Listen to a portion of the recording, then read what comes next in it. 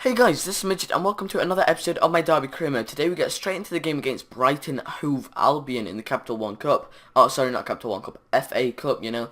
Brighton we should really be beating because just look at their team, you know. We've come into the the first tier of English football pretty nicely, you know. We're, just sitting mid-table, which isn't too bad for our first season. And the only player from Brighton I was really scared of was Ronan instead, the player that just passed this guy the ball, Buckley. He's a really decent creative player, and, he's the cousin of Thomason's. But you see Brighton would really dominating me in a sense because I didn't play for like, a couple of days, and I have not played FIFA for like a week now, so I'm probably going to be terrible in the next episode too. But just saying, that was a really good save from Brezovan, denied Russell his first Derby County goal, and you could see that Brighton and Hove Albion were absolutely dominating me until the 46th minute where Bennett passed it through to Russell. Russell passed it back to Bennett. Bennett chipped it over to Russell. He missed the chance, and we got denied. And Russell got denied. Another way to go, one goal forward. But here Junior Milanda gets played through, but misses a chance.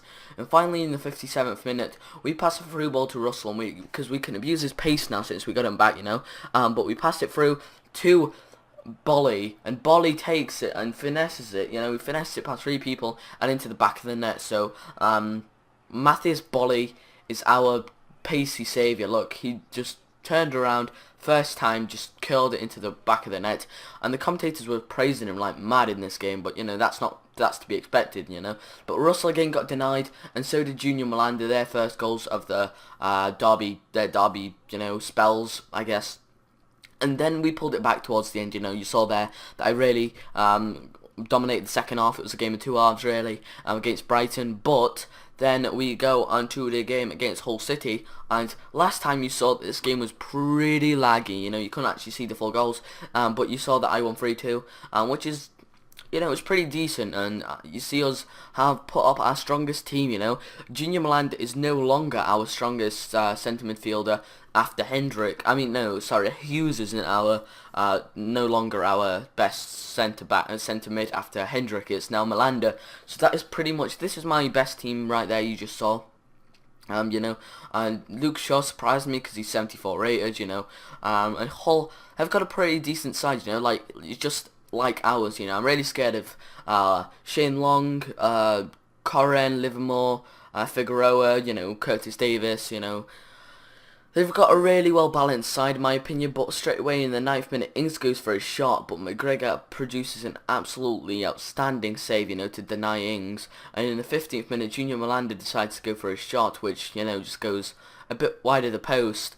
And we don't manage to produce anything good from that, chance. But here in the 25th minute, Ward passed it through to Martin, and Martin sort of scuffs the shot, but still, our best striker, rated 76, is not going to miss a chance like that, Jamie Ward and him celebrate, the two men that actually got us the goal. McGregor looks disappointed, and I think he should be, because his defenders were absolute shocking, and, his keeper, he couldn't do anything about it, so I should really blame the defenders. But in the 36th minute, we pass it all the way through, I think, to Danny Ings, yep, and Danny Ings decides to stop, cut inside and shoot from his first time, but he doesn't manage to get the curl on it, and it goes to the other side across the face of goal. And you see here that we were really dominating Hull. Last game we got dominated in the first half by Brighton, but this time we dominated Hull, and it sort of was the same scenario but backwards, Hull City were dominating us, and they almost scored here through Yelovich, who chipped Legends, and I'm really looking to buy a different keeper because Legends is 71 rated keeper isn't good enough. But then Martin had a volley, and McGregor produced an absolutely sensational save, and 75th minute a long shoots, and Eric, I think that's Kariko, not Eric Deer actually, I'm not sure. He gets in a muddle up, all our defenders get all the time into a muddle up, and Long manages to capitalise on our error and score what seems to be the decisive goal for the draw. And in the 94th minute, Ward still wanted to get the win, and Russell got the header, but McGregor, really decent player, did in fact keep the ball. So you see here it was really unfair. Well, that's FIFA for you, that's real life. You don't have to be dominating to get something out of the game, which in this sense nothing happened exactly. That's that scenario. And here you see, we're retrieving the data from the server, but we're going into the game against QPR, and the game against QPR was pretty hectic. You know, they've got players such as Charlie Austin, you know, Joey Barton, the tank. Well, I wouldn't really call him a tank, but you know, the hard man you could call him. Just acting hard, you know. And you see here that you know they've not got Julio Cesar or anything, and so I was like, oh, this is okay. And I saw that Anouar done partnership in centre back. I was like, okay, I can capitalise that because that's why I put Ings and Russell on. You see, you know, and Bolly because they're really for free fast players, and then Richard Dunn is pretty slow, you know. He's a really good centre back in his prime, but he's gone way past that now.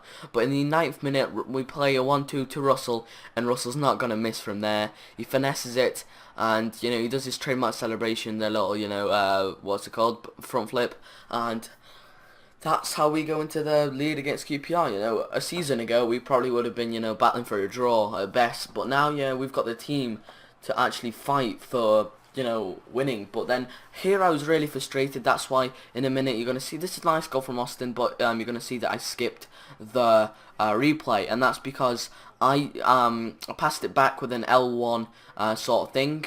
L1, so it's supposed to chip it, but it never chipped it, and that's how I lost the ball. But never mind. As soon as they scored, I went from kick-off to score with Russell. Russell passed it to Bolly. Bolly stopped and just crossed it over to Russell. And he's a really tall player on this game. You know, he's not in real life. He's a pretty midget-like player in real life. So I don't understand how he got to that header. You know, against like Richard Dunn and the likes of him at least. You know, it's quite weird. But here, Shaw puts in a great ball to Daniel Carrico, and you know, I tried chipping the keeper, thought it was a striker, but that's what happens.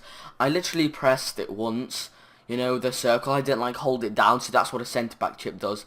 But here Malanda was running down the line, and I got pretty angry. I was like, you can deny Malanda, but you can't deny Russell. I was like, I wanted Malanda to get his first goal, but don't worry, we won this game in the end. You know, Hughes gets to the header. You know, no one else went for the header, and Hughes manages, you know, to get into the position for the header, and it's 3-1 to us, so it's all but surely over now for QPR.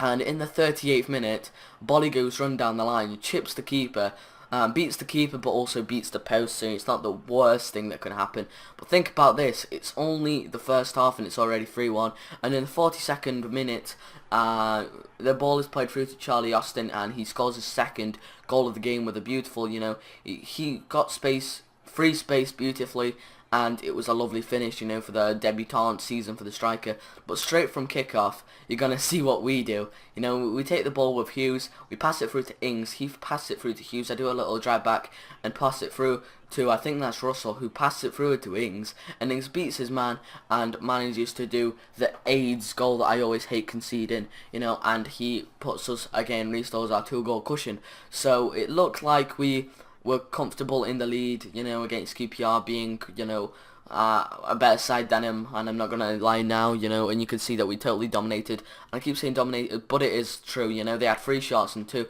What the hell was that? That was at the wrong time, damn it. Sorry, guys. I thought that was the end because, you know, it was the wrong time, but it, you know, it ended up not being. And Bobby Zamora got a yellow card a minute later, scored as a volley for a 4-3, you know, so it's still a contact goal, he could still get it, but nothing happened. So this is the right time, you know, that sorry, I was meant to, you know, thingy. So I don't know what all that was about. I thought that might have been the half-time stats, but I saw it in the top right. I really wanted to play Forest, but, you know, they got City, and there was no way they was going to win that game. So I was pretty disappointed, you know, because I really wanted Forest, you know, in the last 8 or last 16 or whatever it was. But here we go into the game against West Bromwich. So we got Berahino from them, and we sold him on for 10 million, you know. We got him for, like, 4 million, I think, and we sold him for 10, which is a quite, you know, good profit, you know. Seeming we got Luke Shaw, what's his name, Junior Malanda, and Johnny Russell, all 3 of them just for, you know, Berahino, which is, I think, it's better, you know, because Luke Shaw's going to grow into one of the best left backs in the world. Junior Malanda also one of the best CDMs in the world, and Russell is just an overall really good player. I don't think he's going to grow that much, but he is a really, really decent player. But in the 3rd minute already, we passed the through ball to Russell, and, you know, Lugano, the former PSG man and Uruguayan, you know, international, he miscontrols the ball, and we go and volley it with Russell first time, and he smacks it into the back of the net. There was nothing Ben Foster could do about that, and all the commentators were slating Ben Foster, saying he was a really bad keeper, but I disagree. You know, he's an alright keeper. But in the 33rd minute, Martin gets denied by Ben Foster. See, that's why he's alright, you know. and but it didn't really matter since, you know, I decided to put in just do it with Russell. And what happens, Ben Foster goes out to clear it, you know, punch it out, but Eric Dier stands his ground, you know, the 19-year-old that's like taller than Jamie Ward, manages to beat Foster to the header, and we win the game. I think we win the game. Yeah, it's 2-0, so that's the end of the game. No, that's half-time stats.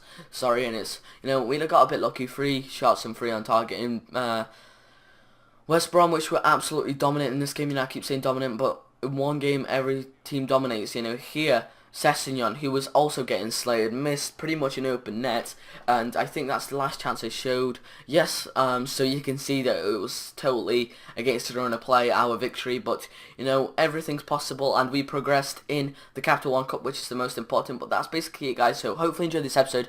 Another one will be coming tomorrow. This is Midget, and I'm going to see you guys next time.